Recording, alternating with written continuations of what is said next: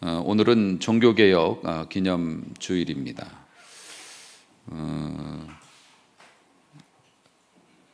예수님께서 이 땅에 오셔서 행하신 모든 일들, 그 일들로 인해서 이 땅에 지상에 교회가 생겨났고, 그 교회는 온 세상으로 퍼져 나갔지만 인간들의 무지와 또 인간들의 죄악된 마음 때문에 하나님의 교회가 변질되어 구원과 자유를 주는 교회의 사명을 망각하고 많은 사람들에게 고통을 주고 또 억누르는 도구로 변질이 되었을 때, 하나님께서 먼저 깨달은 자들에게 은혜를 주심으로 이 땅에 새로운 개혁의 이제 물꼬를 트게 된 것, 그것이 이제 종교 개혁의 의미가 됩니다.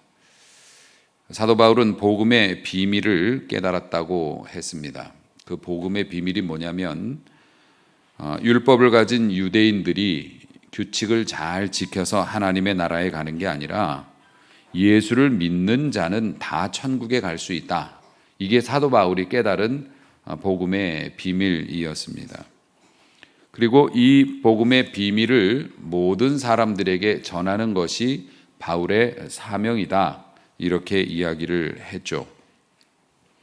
그 후로부터 1500년이 지났습니다. 사도 바울의 시대로부터 1500년이 지나서 마틴 루터라고 하는 수도사, 신부 또 혹은 교수라고도 하는데요. 이 사람이 교황청의 명령을 따라 수행을 하고 고행하는 프로그램에 이제 합류를 하는데요. 그 로마에 있는 빌라도의 계단이라고 하는 그 계단이 있습니다. 그것을 이제 무릎으로 기어서 올라가는 미션을 수행하는 겁니다. 그 고통 가운데서 예수님의 고통을 체험하고 뭐 이렇게 은혜를 받자 그랬는데 다리만 아프고 은혜가 안 되더라는 거죠. 그리고 그동안 자기가 배우고 가르쳐 왔던 삶 속에서 많은 고민과 번뇌가 있었습니다. 왜 하나님의 말씀과 사람들의 삶이 따로 분리되어 있고 왜 교회는 말도 안 되는 이런 것들을 세상 사람들보다 더 나쁘게 행하면서 변질되고 있을까? 교회가 사람을 죽일 수도 있었습니다. 그게 말이 되냐고요. 교회가 어떤 죄목이든지 간에 사람을 잡아서 죽인다고 하는 것이 말이 되겠냐고요. 그런 시대에 살고 있으니 교회가 가진 권세가 얼마나 컸겠습니까? 옛날 중세 시대였으면 여러분들 주일 예배 빠지면 가만 안 둬요. 교역자님들 시켜가지고 잡아다가 매질을 하고 감옥에 가둬버려요. 100% 출석이에요. 태어나면서부터 무조건 교인인 거예요. 그리고 교회에서 의무 잘못하면 배척합니다. 그래 동네에서 생계를 유지하지 못하게 해요. 개업도 못하고 장사도 못하고 취직도 못합니다. 그런 시대를 살았고 파문을 당하면은 그 사람은 사회에서 생존이 안 되는 그런 시대.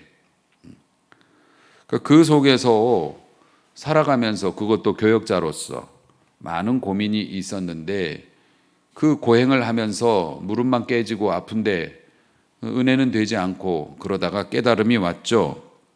아시다시피 로마서 1장 17절 말씀, 복음에는 하나님의 의가 나타나서 믿음에서 믿음으로 이르게 하나니 기록된 바 오직 의인은 믿음으로 말미암아 살리라. 요 말씀을 그가 떠올리면서 깨달음과 동시에 원래 말씀이 깨달으면 힘이 생겨요. 그러니까 여러분이 은혜를 받았다고 하는 것은 내가 듣고 싶은 얘기를 들어서 은혜를 받았다고 하는 게 아니라 하나님의 말씀을 듣고 용기가 생기면 그게 은혜를 받으신 거예요. 그래서 마틴 루터가 은혜를 받고 오직 의인은, 오직이 중요해요. 오직 다른 거 말고 의인은 하나님의 나라 가는 사람은 믿음으로 말미암아 산다. 믿음으로 말미암아 하나님에 간다. 다른 건 없다. 이걸 딱 확신한 순간에 힘이 생겼고 그가 파문을 당하거나 불이익을 당하거나 심지어 목숨을 잃을 수도 있는 그런 상황이 이전에는 걱정이 돼서 잠자코 있었는데 은혜를 받고 나니 힘이 생겨 그런 상황이 오더라도 나는 굴하지 않겠다라는 용기가 생겼던 것이죠. 그래서 걸어서 그냥 내려온 겁니다. 무릎으로 안 내려오고. 종교개혁을 시행하는데 1517년 10월 31일 종교개혁의 기치를 들었던 95개 논조의 반박문이라는 게 있습니다. 그것을 본인이 이제 근무하고 있는 비텐베르크 성당 문에다가 이것을 이제 붙여서 게시를 한 거죠.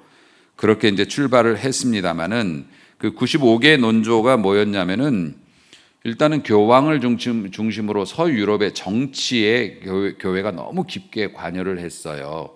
그래서 교회가 세속 정치에 힘을 가지고 뭐 황제를 막 무릎 꿇히고 뭐 이럴 정도였으니까요. 교회는 그것이 아니다. 이런 내용. 또 서방 교회에서 면죄부 판매했던 거 그건 유명하죠. 그 자식들이 헌금하면 지옥 간 조상이 연옥으로 다시 올 수 있다. 그리고 이 연옥의 교리, 그 연옥이라는 게 있다. 교황이 성경에도 없는 연옥이라고 하는 중간지대를 만들어서 면죄부를 팔아먹기 위한 뭐 그런 것이기도 하겠고, 연옥에 대한 그 교황의 주장도 틀렸다. 그리고 공로사상 덕을 많이 쌓아야 선행을 많이 하고 교회에 충성해야 하나님의 나라에 유리한 자리를 차지하거나 하나님의 나라를 갈 수 있다. 이런 공로사상 이런 것들을 모조리 비판한 거예요. 하나님의 말씀 앞에서는 이런 것들이 다 잘못된 것이다. 이렇게 반박문을 발표해서 결국 우리 집사님께서 기도하실 때 그 내용도 말씀을 하셨습니다만 5 솔라라는 게 있어요. 솔라는 only라는 뜻이에요. 오직. 그래서 여러분 5가지의 솔라로 요약되는 교리를 냈죠. 하나는 솔라 스크립투라, 오직 성경 이외에는 다른 게 없다는 거예요. 오직이라는 거니까. 솔라 크리스투스, 오직 그리스도만으로. 그리고 솔라 그라티아, 오직 은혜. 솔라 피데, 오직 믿음. 그리고 솔리데오 글로리아, 오직 하나님께 영광. 요 5개가 종교개혁에 있어서 핵심 주체였고, 사실 오직이라는 말이 중요하죠. 오직 성경으로, 오직 믿음으로, 오직 그리스도만으로, 오직 하나님께 영광되는 삶으로, 뭐 이런 것들, 그것을 가지고 종교개혁을 일으켰어요. 실제로 종교개혁은 중세와 근대를 가르는 분수령이 됩니다. 그래서 종교개혁 이전을 중세로 보고요, 종교개혁 이후를 근대사로 뭐 세계 역사가들은 보기도 합니다. 예수님은 그 서기죠. 그러니까 BC와 AD를 나누는 분수령이 되셨고, 그리고 종교개혁은 근세와 중세를 나누는 분수령이 되기도 했다. 이 세상에서 유일신을 섬기는 종교가 3이 있습니다.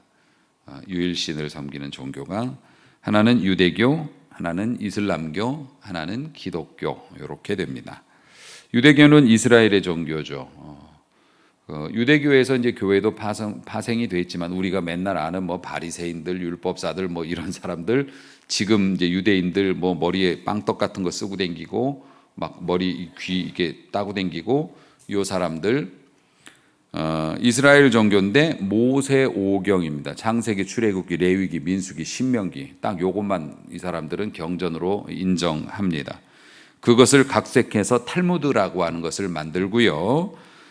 그리고 자신들의 조상이 아브라함이라고 뭐 믿고, 또 여호와 하나님이 계신데 오직 자기네 나라 민족만을 선택했다고 생각을 해요. 지금도 그렇습니다. 그리고 유대 우월주의, 그리고 선민 사상이 이제 당연히 나오죠. 왜냐하면 자기네만 선택을 받은 거니까. 다윗의 별, 시오니즘. 다윗의 별은 뭔지 아시죠? 다윗 시대에 누렸던 그 영광, 그것을 회복하자. 시오니즘은 뭡니까? 시온산이 있는 우리나라로 돌아가자. 그래서 이스라엘이 건국됐다고 말씀드렸죠.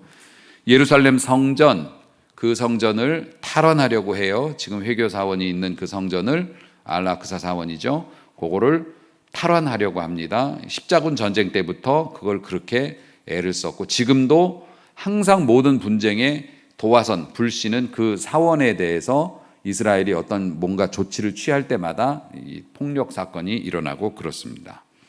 그래서 이제 유대주의자들이라고 하죠. 그게 이제 유대교가 하나님을 섬기는 유일신 신앙이고, 또 하나 이슬람교, 우리말로 회교라고 하죠. 마우메시 지금 현재 사우디아라비아에 있는 메카라고 하는 그곳에서 계시를 받았다. 알라의 계시를 받았다. 알라가 하나님의 그들이 부르는 말입니다.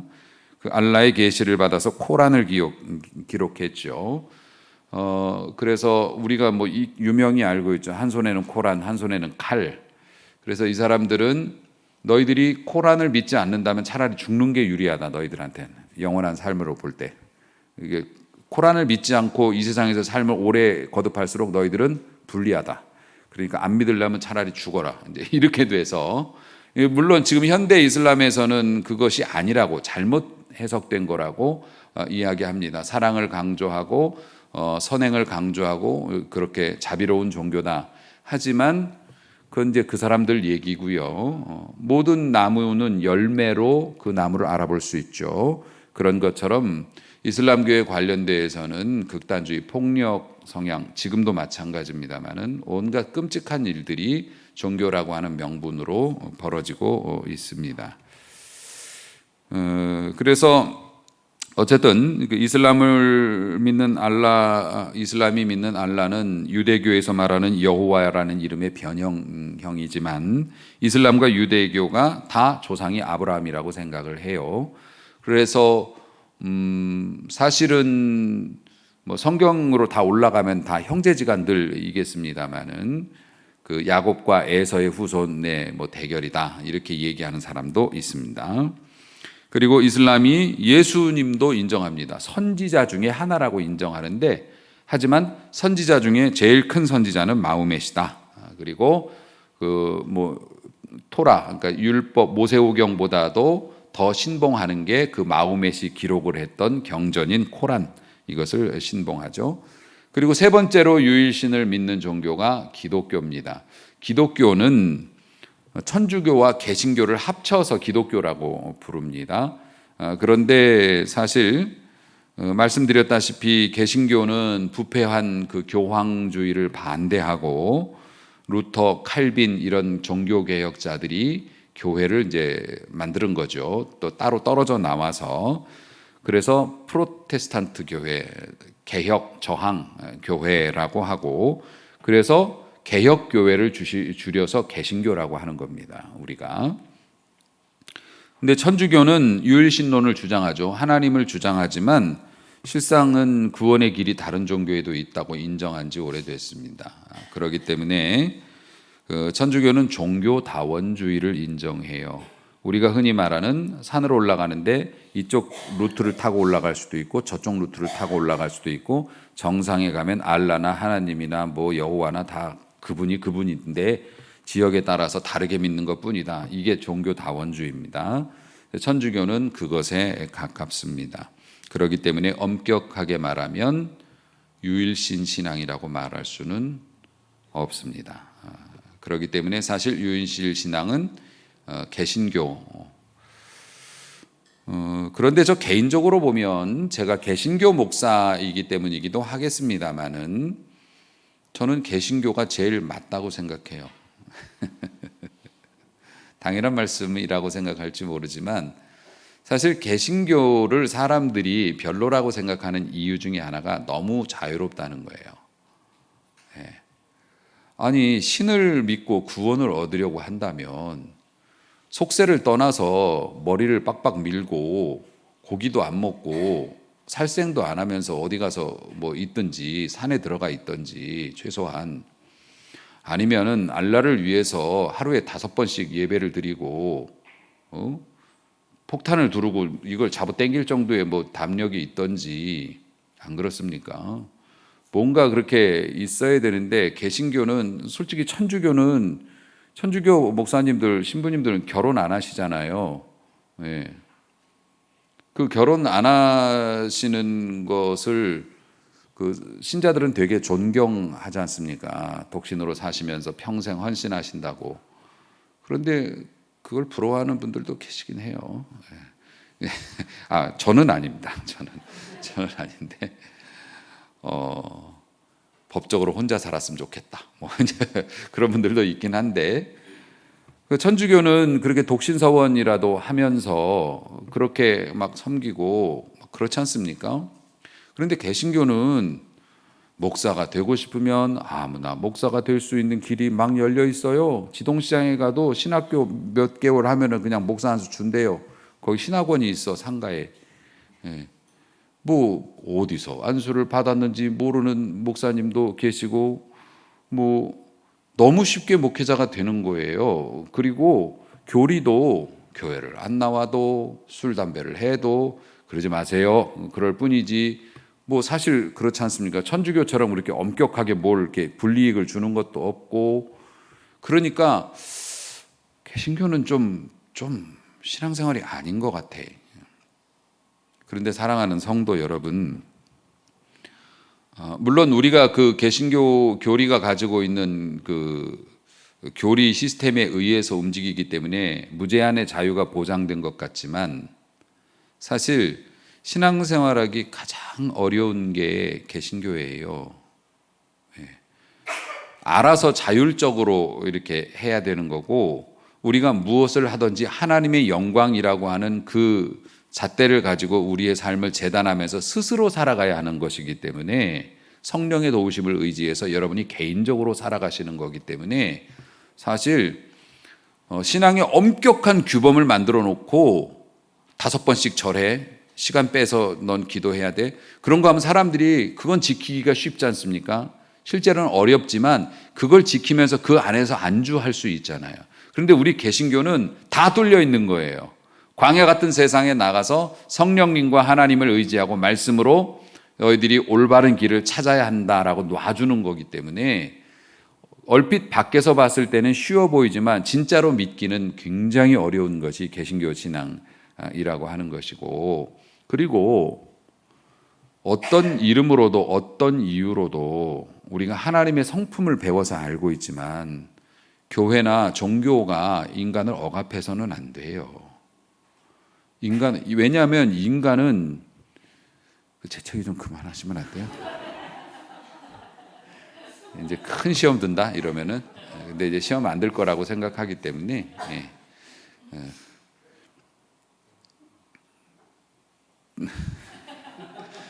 이러면 이제 기도하세요. 그래서 이게 굉장히 어쨌든 개신교 신앙이 흐름을 놓쳤잖아. 개신교 신앙이 지키기가 굉장히 어려운 것이고 하나님 앞에서 올바로 자유를 누리면서 하나님께 온전히 나아가는 게 쉬운 게 아니라는 거예요. 그리고 아무리 뭐 종교고 뭐고 그래도 하나님께서 우리에게 베푸신 자유의지와 인권이 있지 않습니까? 그것을 종교라는 이름으로 제한하고 인간을 착취하는 도구로 사용되는 것은 그것은 불가한 일이고, 하나님께서 주신 은혜와 자유 안에서 하나님 앞에 예쁘게 각자의 모습으로 살아가면서 영광을 돌리는 그러한 신앙 체계, 그래서 개신교 신앙이 저는 가장 합당하다고, 지금도 어려서 가진 그 확신을 지금도 섬기면 섬길수록 더 굳혀가면서 이렇게 신앙생활을 하고 있습니다. 여러분들도 하나님이 주신 이 자유 안에서 하나님 앞에 각자의 모습으로 아름다운 열매를 맺어 영광 돌리는 복된 일꾼으로 살아가시기를 주의 이름으로 축복합니다. 오늘 본문으로 돌아가면요, 우리 주님 앞에 헬라 사람들이 찾아왔답니다. 헬라인이라면 외국 사람이라고 보시면 돼요. 그 사람들이 예수님을 만나고 싶어서 찾아왔대요. 그런데 직접 예수님을 찾아간 것이 아니라 빌립에게 예수님을 만나게 해달라고 그랬고, 빌립은 안드레에게 이제 저 사람들이 찾아왔는데요, 그래가지고서 형제 둘이서 이제 예수님께 나가서 말씀을 드렸어요. 헬라인 몇 사람들이 와서 예수님을 만나고자 합니다. 이제 이런 이야기를 합니다. 그랬더니 예수님께서 만난다, 안 만난다 얘기를 하시면 좋잖아요. 그런데 갑자기 이런 말씀을 하십니다. 인자가 영광을 얻을 때가 다가왔다. 갑자기 이런 말씀을 하세요. 아니, 만난다 안 만난다 말씀을 하셔야 되는데 내가 영광을 얻을 때가 왔다. 이런 말씀을 갑자기 하십니다. 그래서 외국 팬들이 와가지고서 예수님이 기분이 좋으셨나? 이렇게 생각할 수도 있을 것 같은데 사실 예수님은 전혀 다른 내용의 말씀을 하고 계셔요. 지금 우리가 성경을 이제 건너뛰었습니다마는 나사로를 살리신 사건이 있지 않습니까? 그 사건 이후에 예수님의 인기가 대폭발이었습니다. 그랬더니 진짜 놀라운 건 말입니다. 바리새인들이나 율법사들이 예수님의 그런 역사를 보고 자기네들도 믿어야 될 거 아니에요. 오히려 더 적개심을 가졌고 심지어는 죽었다 살아난 지 얼마 안 되는 나사로까지 죽이려고 했다고 성경에 나와 있어요. 말이 됩니까? 아니, 지금 살아난 거 아닙니까? 죽었다가 살아났는데 그 살아난 저놈 다시 죽여야 돼. 유대인들이 그런 모의를 했다는 겁니다. 그런 모의를 하고 이유가 뭐냐면 12장 10절에 나와 있어요. 대제사장들이 나사로까지 죽이려고 모의했어요. 나사로 때문에 많은 유대인들이 예수님한테 가기 때문에. 말로 안 되는 얘기죠. 그러니까 이걸 어떻게 종교라고 말합니까? 이걸 어떻게 이런 마음 씀씀이를 자신들의 교리 체계와 맞지 않고 자신들이 볼 때 마음에 안 든다고 죽었다가 살아난 사람을 다시 죽이려고 해요. 그런 그러니까 개혁이 돼야 하는 거죠. 그리고 나서 그 예수님이 종려 그 주일이죠. 우리는 그 예루살렘에 고난을 당하시기 위해서 입성하신 그 이제 장면이 나오고요. 그리고 나서 그 도유 사건이죠. 그 향유를 부은 그런 사건들이 또 나타나고 뭐 이런 이제 내용들이 나타납니다. 그리고 나서 예수님께서 그 잠시 피신을 하셨다가 예수님께서 예루살렘에 계실 때 명절에 예배하러 온 몇 사람 중에 그러니까 개종한 사람들이에요. 그 외국 사람들이 개종을 해서 하나님을 믿기로 했다가 예수님이 메시아라는 소식을 듣고 자기네들이 확인을 해보고 싶었던 겁니다. 정말 능력 있는 분인지. 이제 그래서 확인을 하려고 이방인들이 왔을 때 예수님이 내가 이제 영광을 얻을 때가 왔다. 보통은 우리가 하나님께 영광을 돌린다라고 생각하면 무슨 생각을 하시겠습니까? 여러분들이 어떤 큰 업적을 쌓거나 뭐 잘 되거나 그러면 하나님께 영광 돌린다고 이야기하죠. 그런데 제자들도 당연히 그랬죠. 예수님 인자가 영광 받을 때가 됐다 그러니까 예수님께서 무장봉기를 일으키시려나 아니면은 너희들 내 이름으로 나가서 독립을 위해서 싸워라. 죽어? 나사로 살린 것처럼 다시 살려줄게. 뭐 이런 말씀을 하실 줄 알았죠. 그런데 예수님의 속내는 뭐냐면은 갑자기 미랄에 대해서 말씀을 하셔요. 내가 진실로 진심을 다해서 너희에게 얘기한다. 그만큼 중요하다는 얘기겠죠. 한 알의 미랄이 땅에 떨어져서 죽지 않으면 미랄 그대로 있겠지. 그런데 죽으면 많은 열매를 맺는다. 그러니까 자신을 미랄에 비유한 거죠. 내가 죽지 않을 수도 있지만 죽지 않으면 나 그대로 있겠지만 내가 죽으면 나로 인해서 많은 열매를 맺을 것이야. 그러니까 헬라인들이 다가오는 것을 이제 보시면서 예수님께서 유언처럼 말씀을 하신 거예요. 이제 마지막 때가 왔다.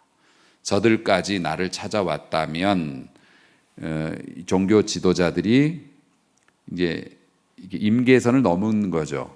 그래서 종교 지도자들이 나를 더욱 죽이려 할 것이고, 그래서 내가 죽음에 노출이 될 텐데, 사람들은 죽으면 실패라고 그러고 죽으면 패배라고 말할지 몰라도 하나님의 영광을 위해서 나를 바치는 그 시점, 그것이 내가 진짜로 하나님께 영광을 돌리는 길이다. 이런 말씀을 해주신 거예요. 이게 비밀이라고 하는 거예요. 여러분, 천국은 역설의 나라라고 하죠. 오늘 그 다음 말씀도 있지 않습니까? 자기 생명을 사랑하면 잊어버릴 거라고 그랬어요.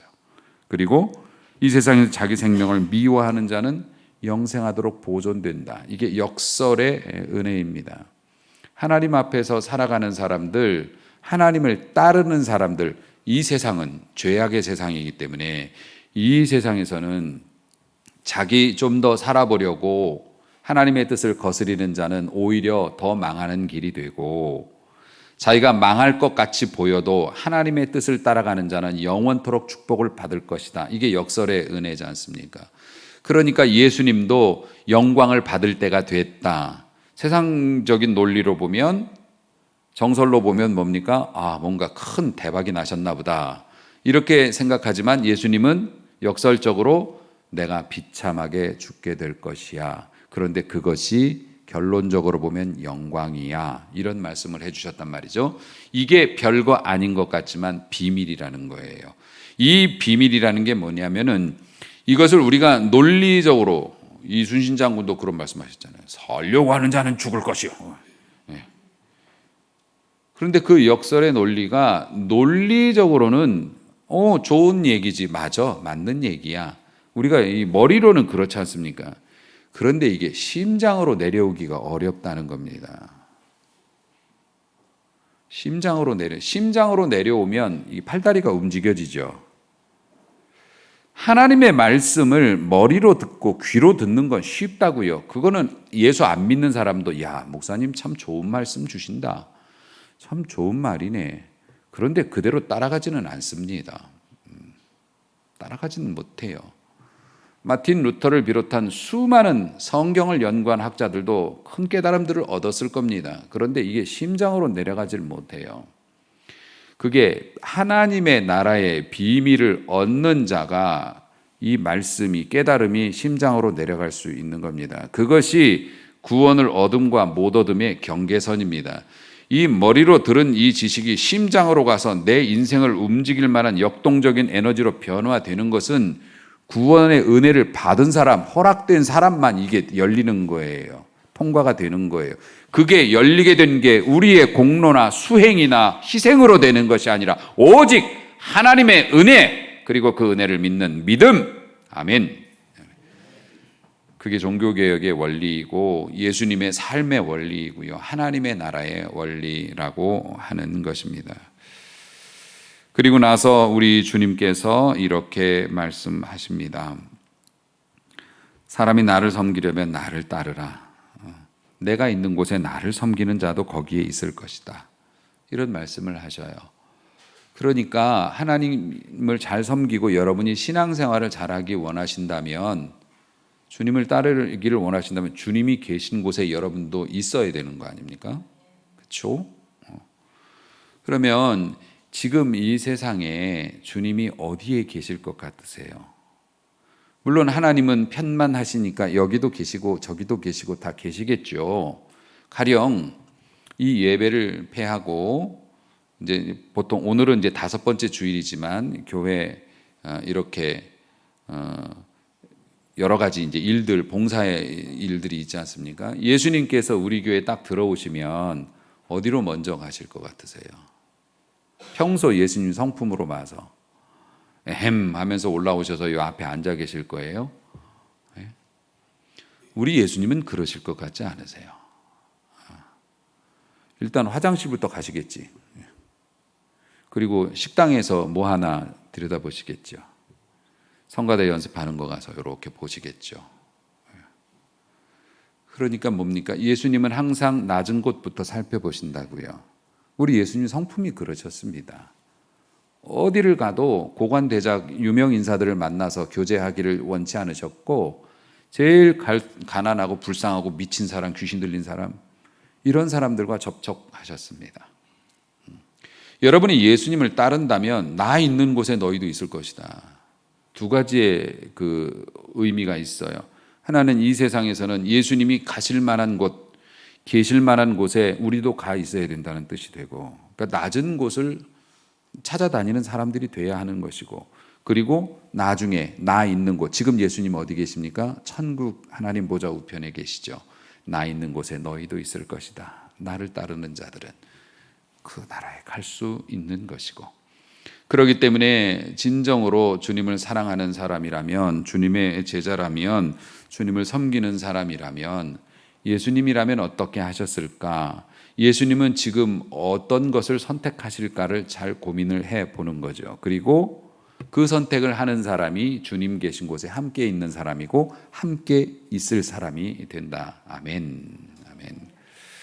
그런데 또 감사한 말씀이 있습니다. 사람이 나를 섬기면 내 아버지께서 어떻게 여기신다고요? 귀히 여겨주신다. 참 얼마나 복스럽고 마음 따뜻해지는 이 말씀입니까?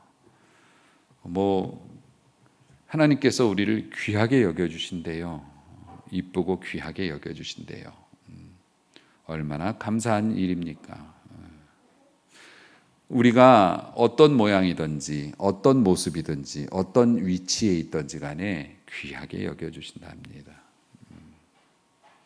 부모가 자식에게 대해서 주는 가장 큰 혜택이 뭡니까? 자식 먹여 살리고 입히고 먹이고 키우지만은 사실 귀히 여겨주시는 게 부모와 다른 사람의 가장 큰 차이지요. 그러니까 진짜 부모님에게서만 얻을 수 있는 그 귀히 여김이라는 게 있지 않습니까? 이익과 손해를 따지지 않잖아요. 자식의 문제 따지나? 부모가 자식을 고소하고 자식이 부모를 고소하고 이런 것도 있긴 하지만 그건 진짜 대부분의 부모님들은 이익을 따지지 않고, 또 부모님들의 특성이 자식을 위해서 큰 희생을 하면 할수록 더 만족해하는 경향이 있지요. 내가 자식을 위해서 이렇게 했다. 이게 뭡니까? 그 자식을 귀하게 여기기 때문에 그래요. 그래서 자식들은 부모의 언행을 보고 부모의 결정을 보면서 우리 부모님이 나를 참 귀하게 여겨주시는구나, 이런 생각을 가지면 어떻게 됩니까? 세상을 바라보는 올바른 시선을 자식을 갖게 되고, 예절 학교 보낸다고 애들이 예절이 있어지는 게 아니죠. 귀히 대접 받은 사람만이 다른 사람을 또 귀히 대할 수 있는 사람이 되는 겁니다. 부모님의 그런 것들을 이렇게 받은 자식들은 귀하게 또 잘 성장하죠. 세상에서도 귀한 일들 많이 하고. 그런 것처럼 하나님께서 우리를 귀하게 여겨주신다는 건 은혜를 주신다는 거예요. 우리가 한 만큼이 아니라 그거와 비교할 수 없는 축복으로 우리를 늘 만져주시고, 신앙생활을 하면서 힘들 때도 있고 또 좋을 때도 있지만 지난 세월을 이렇게 돌아보면서 하나님 한 번도 나를 떠난 적이 없으셨던 것 같아. 하나님께서 행하신 일들을 보면 내가 내 자식에게도 저렇게는 못해줬을 건데, 이런 생각 들고, 그러니까 하나님께서 여러 가지로 챙겨주시고 은혜 주시고 힘 주셔서 여러분들이 세월을 이 세상만 해도, 이 세상을 마칠 때도 나 하나님 믿어서 손해보지 않았다. 하나님께서 내 인생, 내 자녀들에게, 우리 가정에 챙겨주시고 허락해 주신 그 축복 보면은 내 힘으로 이게 됐겠나, 이러면서 하나님 앞에 흐뭇한 감사의 마음을 가지고 열린 천국문으로 우리가 그렇게 들어가는 거죠. 이게 귀히 여김을 받는 사람의 모습이 됩니다. 그 귀히 여김을 누가 받는다고요? 주님이 계신 곳을 따라가는 자들, 주님이 계신 곳을 찾아가는 자들, 이 헬라인 같은 이런 사람들, 믿음을 가지고 주님을 찾아온 사람들, 예수님 태어나셨을 때 세상에 버림을 받았으나 그 놀라운 일들을 보고 싶어서 예수님을 찾아왔던 목자들처럼 그런 사람들이 하나님 앞에 귀히 여김을 받는다. 사랑하는 성도 여러분, 우리 주님은 혈과 육을 가지셨다고 히브리서가 말씀합니다. 그런데 우리와 똑같은 모양으로 혈과 육을 가지셨지만은 그 혈과 육을 가지고 죽으심으로, 하나님의 뜻에 순종하여 죽으심으로 죽음의 세력을 잡은 자 마귀를 멸하시고, 죽기를 무서워해서 한평생 죄의 종노릇하는 자들을, 모든 자들을 풀어주시려고, 놓아주시려고. 할렐루야. 우리 주님이 그렇게 죽음을 선택하셨는데 혈과 육을 가지고 사셨지만 혈과 육은 살기를 원하는 게 본능이잖아요. 안 죽으려고 하는 게. 그거를 거절하시고 우리 주님은 하나님의 마음이 있는 곳에로 가신 거지 않습니까? 그래서 하나님 보좌 우편에 또 앉으셨고 하나님의 마음은 희생을 통하여서 구원을 얻게 하려고 하시는 그거를 하나님의 마음이 있는 곳으로 혈과 육을 가진 예수님이 그렇게 했을 때 우리 인간들이 죽음이 주는 공포에 짓눌려서 죄의 종노릇 하면서 살아갔었는데 이제는 우리를 풀어서 자유롭게 해 주었다고요. 할렐루야. 여러분 생각을 해 보십시오. 다큐 같은 거 보면은 물개 같은 애들 그물에 걸려가지고 막 살이 파고 들어가고 유기동물들 막 이상한 거에 껴가지고 자기 힘으로 못 푸니까 그렇게 비참하게 죽어가는데 그 환경운동하는 사람들이 막 물개 잡아가지고 이거 가위로 뚝 잘라주잖아요. 얼마나 통쾌해요. 메인 것에서 자유를 얻지 않습니까? 우리 주님께서 죽음이 두려워서 죄의 종로로 닿는 우리를 풀어서 자유롭게 하시려고 그런 일들을 행하셨는데 그렇게 행하셨는데 그 뒤에 인간들이 주님을 섬기는 교회를 만들어 놓고 오히려 인간들에게 그물을 뒤집어씌고 낚싯줄로 묶어놓고 그 사람들을 괴롭혀요. 그러니 종교개혁을 해야죠. 하나님의 말씀, 하나님이 주신 그 말씀대로 살자 이거예요. 왜 거기에다가 오직이라고 하는 거 이거에다가 왜 자꾸 다른 것들을 끼워 넣느냐고요. 오늘도 개혁은 이루어져야 합니다. 우리의 삶 속에서. 우리는 자유롭습니다. 우리는 신앙생활 자유롭게 할 수 있어요.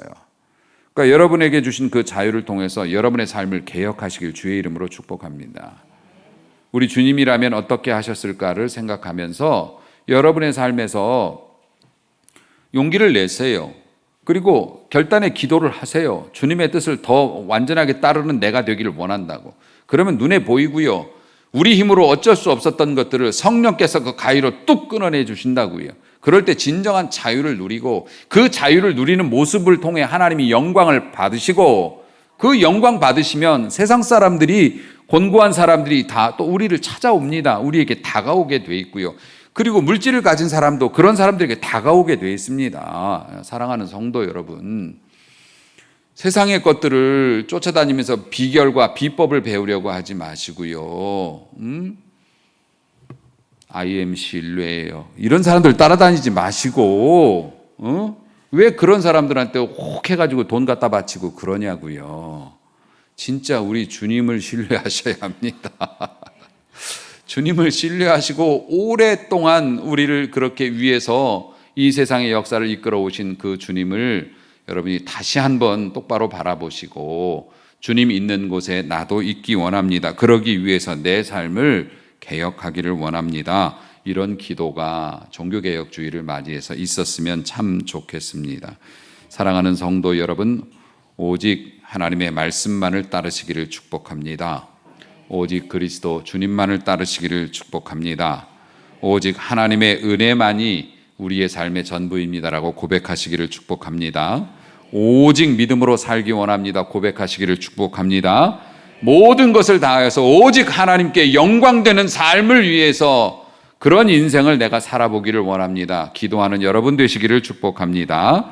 우리 모두가 하나의 미랄이 되어서 거대한 죄악의 물결, 세상의 유행의 물결, 세속의 물결들을 거슬러 올라갈 수 있는 힘을 가진 여러분과 여러분의 자녀 그리고 우리 교회가 될 수 있기를 주님의 이름으로 축복합니다. 기도하겠습니다.